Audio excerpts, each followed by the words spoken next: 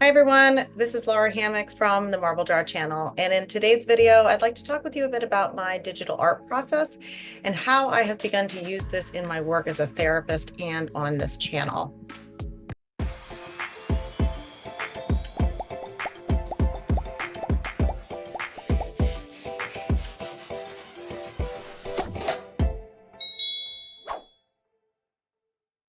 So when I was a kid, I used to draw a lot, mostly pencil sketches, but after college, I didn't do much.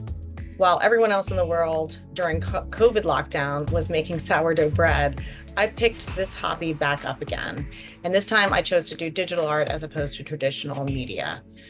So there's a bunch of reasons for this, but I really like technology and I like learning how to use it to benefit my life. I love the idea of not having to carry around a bunch of supplies. And I also liked the idea of being able to use any color paint I wanted and to have hundreds of brushes at my disposal without having to shell out practically any more money. So I do think there is something to be said for manipulating traditional media, but this format suits me well. Spent a lot of time during COVID lockdown figuring out all the ins and outs of the Procreate app. But once life got back to normal, I was afraid I was going to give it up again. So for this reason, I created a daily practice for myself of drawing at least 3 minutes a day. So this is something I do because I know that my interest tends to ebb and flow. I have a brain that enjoys bright, shiny objects and gets distracted for long periods of time. But this was something I wanted to be deliberate about and to keep going with, even if my attention was elsewhere for a while. So what that means is that every day I sketch or draw for at least 3 minutes. Sometimes it really is just 3 minutes, but many times it's much, much longer. In fact, during the month of January, I challenged myself to do a drawing every single day for the whole month.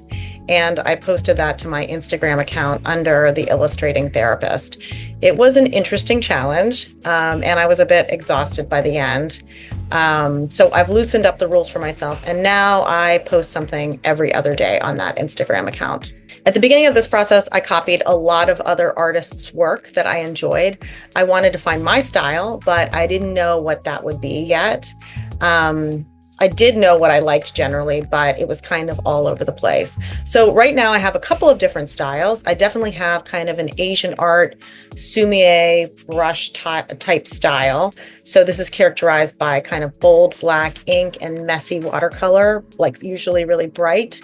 I have another style that is softer and a little bit more cartoony. Generally speaking, my style is pretty flat and simple. I'm someone who doesn't like to work long on one piece. I like to be done in under an hour and move on. Everyone has a different preference, and your style will reflect this. It's taken me a little while to develop a couple of different but related styles, and I'm sure it will continue to develop. So when I first started this practice, I had no idea where it was going to go. It didn't seem to be related to any of my other pursuits. However, as I've gotten more confident, I have been able to use my illustrating skills in conjunction with my tendency to view concepts visually, to illustrate ideas for my clients and sometimes for all of you. I have a variety of presentations that I do for my clients, and I'm in the beginning stages of developing some products that use my illustrations to present concepts in different, more visual ways. It's also just super fun to draw. I took myself off social media and news about 4 or 5 years ago. So for me, I enjoy collecting art subjects on my Pinterest boards, and there's something about being able to draw things that helps me pay attention to the beauty in my surrounding world. I can be in my head a lot and not really pay much attention. So this practice really pushes me to appreciate the world and stay present. And I just also feel it to be a relaxing way to end my day. Okay, so I was at a couple of conferences recently, and frequently I will just draw while I'm listening to presentations. It helps me to pay attention if my ADHD brain has something to do that entertains it.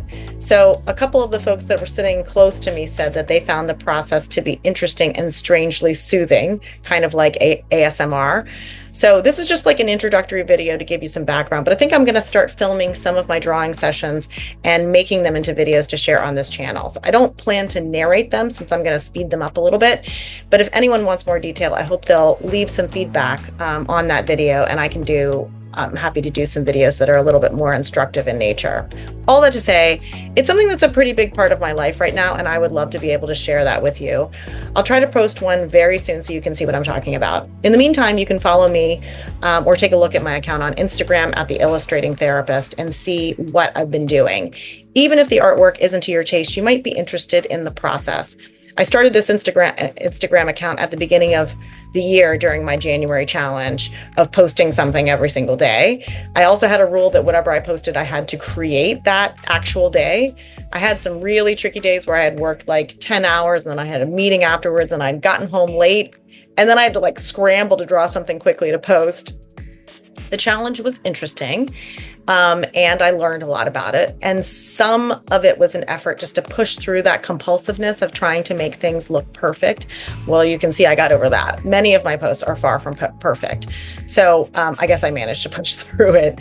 Now my challenge is to post every other day, and I can now stockpile drawings, meaning I don't have to draw it on that actual day. But that practice might change as well.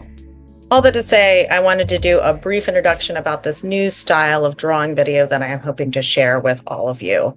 And again, hopefully I can do one of those very soon. Thanks for watching, and comments are always appreciated.